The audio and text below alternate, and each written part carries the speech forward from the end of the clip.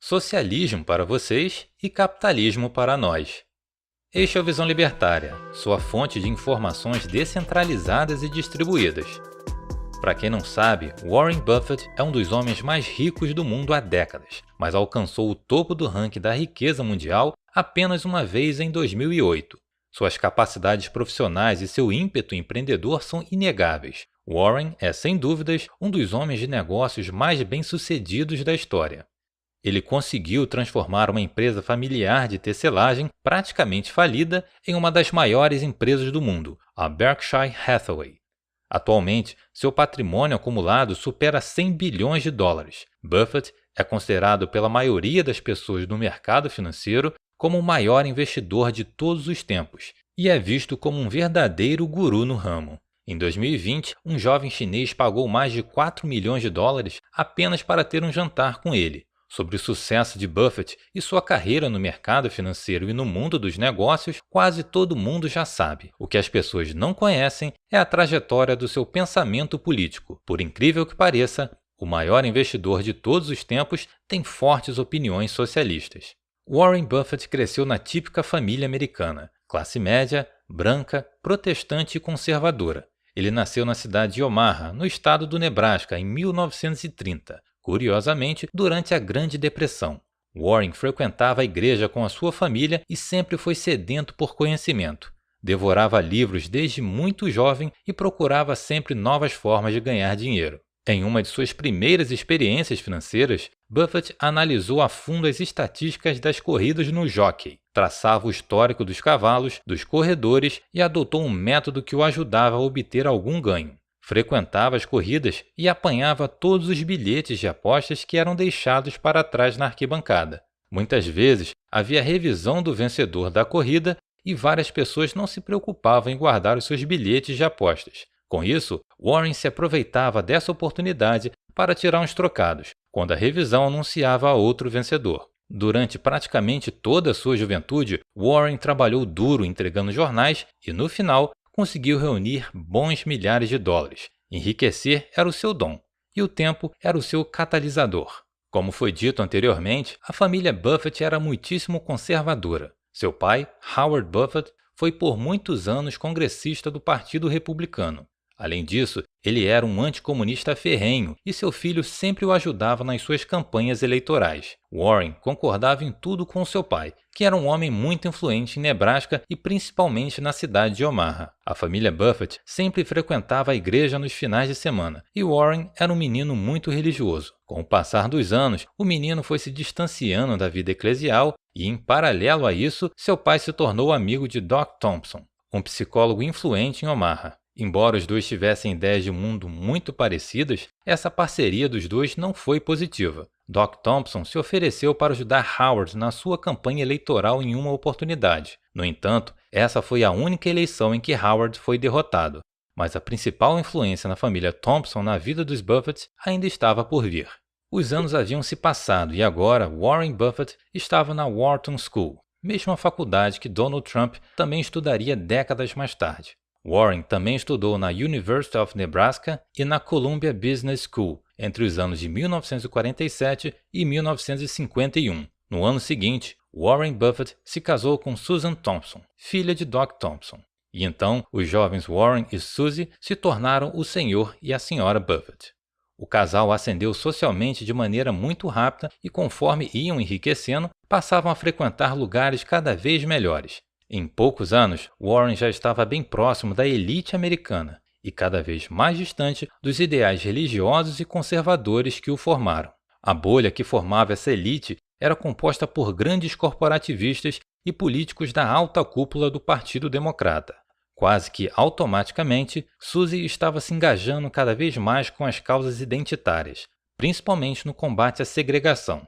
Curiosamente, foi George Wallace, um dos políticos democratas mais famosos do último século, que pronunciou as seguintes palavras em um comício: segregação agora e segregação sempre.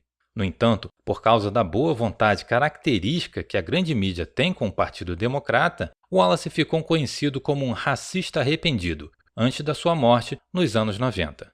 O movimento negro foi o que seduziu Suzy, que em pouco tempo já estava engajada com a causa do aborto, da distribuição de renda e principalmente do controle de natalidade. Influenciado por sua esposa e pelos ambientes que frequentavam, Warren também se sentia cada vez mais atraído por essas ideias. Em 1964, ano em que Howard Buffett morreu, seu filho, que antes o idolatrava em praticamente tudo, agora não concordava com quase nenhum dos ideais que o formaram.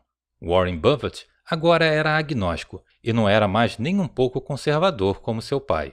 A morte de Howard foi um divisor de águas na vida de Warren, que ficou profundamente abalado. Por décadas, ele sequer conseguiu abrir as caixas de documentos de Howard que ficava em sua casa. Com isso, Buffett começou a se sentir cada vez mais seduzido pela propaganda dos direitos civis e se aproximou da cúpula do Partido Democrata. Segundo o livro Bola de Neve, sua biografia mais famosa, Buffett parecia sentir uma premência em fazer algo mais pelos direitos civis e sabia que a melhor maneira de servir à causa seria nos bastidores, utilizando seu cérebro e sua sabedoria financeira.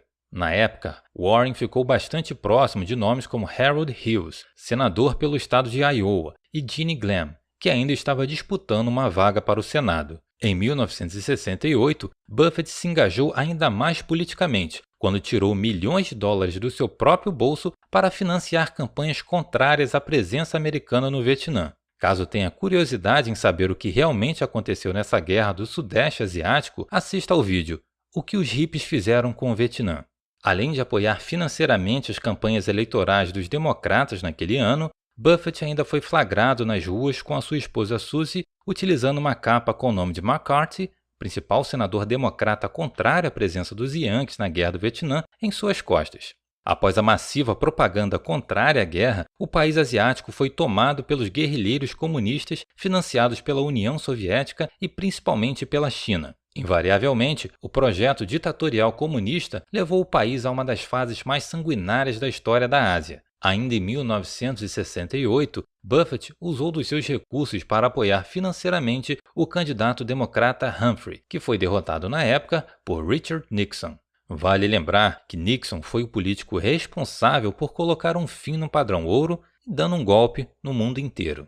Warren Buffett sempre entendeu que a propaganda é a arma mais eficiente que existe no planeta. Com isso, desde os anos 70, ele investe no Washington Post e manteve relações bem próximas com a proprietária do jornal, a Madame Kay Graham. O periódico americano distribuiu durante décadas propaganda democrata praticamente gratuita, com as digitais de um dos maiores capitalistas da história. Parece irônico, mas essa é a realidade. Em paralelo a isso, ele e sua esposa Susan financiaram diversas organizações nos Estados Unidos e muitas delas eram a favor dos direitos reprodutivos, eufemismo para infanticídio por esquartejamento. Até a sua morte, Susan Buffett financiou diversas dessas organizações com os recursos da Berkshire Hathaway, com o apoio de seu marido Warren. Buffett também sempre defendeu o conceito de loteria do ovário. Isso quer dizer que muitas pessoas possuem uma sorte maior do que as outras no seu nascimento. Existem pessoas filhas de bilionários que herdarão fortunas sem realizar nenhum esforço.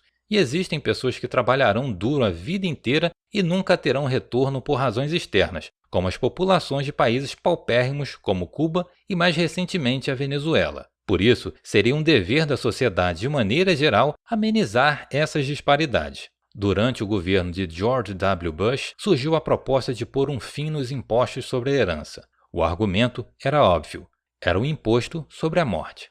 Não era nem mesmo um evento financeiro, era basicamente penalizar algo natural da vida. Surpreendentemente, Warren Buffett foi uma das principais pessoas que se opuseram ao fim desse imposto. Ele acreditava que o Estado deveria confiscar ao menos parte dessa herança, pois, segundo ele, esse dinheiro seria utilizado para construir novas escolas e universidades, em vez de ser usado para comprar mais um iate ou uma mansão. A verdade é que muitas das pessoas que eram penalizadas pelo imposto sobre a herança eram agricultores que detinham apenas alguns lotes de terra para se manter.